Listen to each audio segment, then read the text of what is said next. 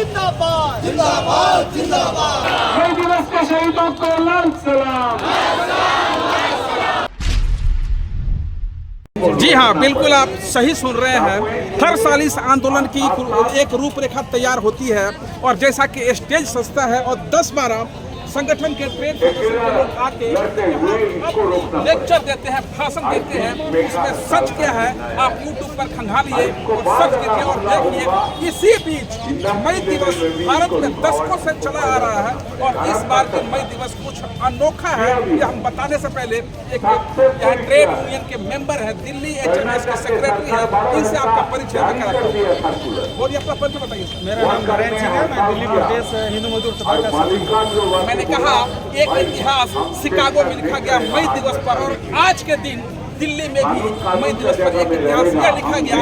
हर बार मई दिवस दिल्ली के रामलीला मैदान के अंदर से शुरुआत होती थी, अंदर से चलता था। दिल्ली NCR के सारे ट्रेड इकट्ठे होते थे, एकत्रित होते थे। इस बार ऐसा नहीं हुआ।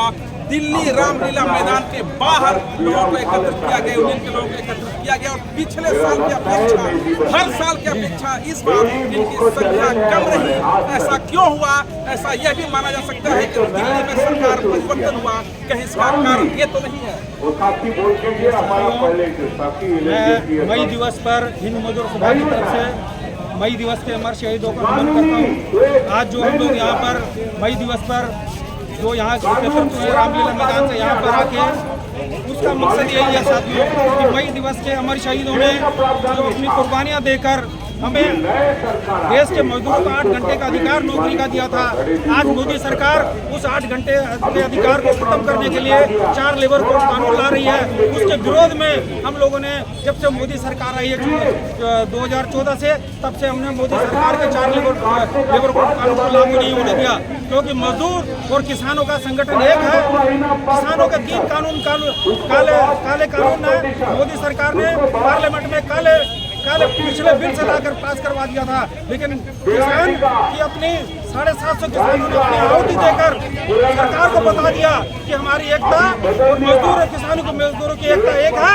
इसलिए मोदी सरकार ने इन तीनों कानून को वापस लेना पड़ा। और ऐसे ही हाल हमारे देश के मजदूरों का है। 44 कानून खत्म करके मोदी सरकार ने 4 लेबर कोड कानून लागू करना चाहती है, लेकिन जब से मोदी सरकार आई है तब से हमारी 14 हड़तालें हो चुकी हैं। इसलिए मोदी सरकार उसके डर के मारे 4 लेबर कोड कानून पूरे देश के अंदर लागू नहीं होने दे रही है। दूसरा साथियों बता देना चाहते हैं कि मोदी सरकार ने कहा था कि देश के मजदूरों को विकास के लेकर आएंगे। आज हमारे देश के मजदूरों का विकास नहीं हो रहा साथियों। मोदी सरकार मजदूरों की भावना के साथ खेल रही है। मोदी सरकार ने कहा था कि एक देश में चाय बेचने वाला प्रधानमंत्री बन जाएगा। साथियों आपको ये तो मालूम होगा कि आप गूगल में खरीद देख लीजिए कि चाय बेचने वाला कहीं उसका कोई इतिहास नहीं है, कोई रिकॉर्ड नहीं है, लेकिन चाय बेचने वाले का इतना इतिहास हो गया। उसने रेल बेच दिया, डिफेंस बेच दिया, रिलायंस बेच दिया और मजदूरों को बेच दिया। और आपके सामने पार्लियामेंट है, उसको बेचने की तैयारी करने की तैयारी कर रहा है। और आपको मालूम होगा कि सामने लाल किला है, लाल किला भी उसने 5 साल के लिए गिरवी रख दिया है। इसलिए आज जो मोदी सरकार कभी मई दिवस नहीं मनाती थी, लेकिन दिल्ली के मुख्यमंत्री रेखा गुप्ता ने आज यहाँ पर मई दिवस मनाने की घोषणा करी और उसने मई दिवस मनाया। उसने घोषणा करी कि आज जो लेबर जो पहले हमारे जो फेडरेशन के 12 फेडरेशन है वो मई दिवस मना रहे थे, लेकिन मोदी सरकार डर के मारे आज उनकी रेखा गुप्ता मुख्यमंत्री ने मजदूर संगठन को बुला के और मई दिवस पर उन्होंने मई दिवस मनाने का फैसला किया गया। उस फैसले के अंदर यह कहा गया कि पहले मजदूरों को गर्मियों का समय के अंदर 3 बजे से 12 बजे से लेके और 3 बजे तक कोई काम नहीं होगा। और दिल्ली के मजदूरों के लिए 3500 कूलर की घोषणा की जा रही है साथियों। हम ये पूछना चाहते हैं, और 1 अप्रैल से न्यूनतम वेतन लागू करने की घोषणा की है। हम ये पूछना चाहते हैं तो जो पहले का न्यूनतम वेतन है मैडम वो कब लागू कराओगे? दिल्ली के अंदर 10 लाख मजदूर काम कर रहे हैं, फैक्ट्री में काम करने वाले। और दिल्ली के अंदर 27 इंस्पेक्टर दिल्ली के अंदर है। 27 इंस्पेक्टर 10 लाख मजदूरों को न्यूनतम वेतन कैसे लागू करा देगा? दूसरा देश के अंदर अभी जब से बीजेपी सरकार आई है टीटीसी के 10,000 मजदूर बेरोजगार हो गए हैं।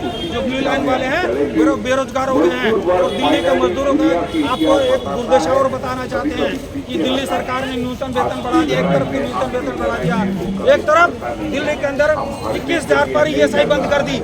देश के लाखों मजदूरों का ESI बंद हो गई और 21,000 पर दिल्ली के मजदूरों का न्यूनतम जो बोनस की सीमा थी वही बंद कर दी। अब एक फैक्ट्री के अंदर काम करने वाला मजदूर है, अगर 19,000 रुपये का न्यूनतम वेतन लेने वाला है पर वो तो एक महीने के तनख्वाह बोनस लेके जाएगा, लेकिन 22,000 रुपये जो कारीगर काम करने वाला सीनियर कर्मचारी है उसे कुछ नहीं मिलेगा।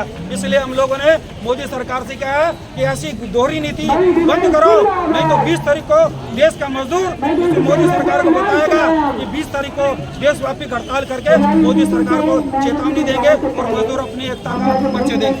दिल्ली में 2 दर्जन से अधिक सैटेलाइट मीडिया और इतना ही न्यूज प्रिंट एक्टिव है, चलता है नेशनल और दिल्ली के लिए, लेकिन आपके इस पर कोई भी नहीं आया। देखिए, आपको मालूम होना चाहिए कि मोदी सरकार ने सबसे पहले मीडिया पे कब्जा किया। जो बड़े बड़े जो मीडिया है, मीडिया पे मोदी कब्जा कर रखे। जिनके घरों के अंदर टीवी होगा, टीवी के अंदर देखोगे तो मोदी के अलावा कोई दूसरा नहीं दिखाते। आज मोदी सरकार ने सब कर रखे हैं और जो हमारे यूट्यूब वगैरह चैनल वाले चल रहे हैं उन पर प्रतिबद्धता लगाने की कोशिश की जा रही है। इसलिए हमारा आंदोलन इस बात का है, इसलिए 20 तारीख को हड़ताल करने जा रहे हैं कि हमारी बेशक कोई भी आवाज दबा दो, लेकिन मजदूर की आवाज नहीं। जैसा आपने कहा कि 14 बार आपने नेशनल हड़ताल करी और 11 साल सरकार को हो रही है, इसका क्या रिजल्ट निकल रहा है? देखिए, रिजल्ट ये निकल के आया कि जैसे तीन किसानों का मजदूर वापस लिए, ऐसे 4 जो लेबर कोड है वो मोदी सरकार लागू नहीं कर पा रही है। शिकागो के शहीदों को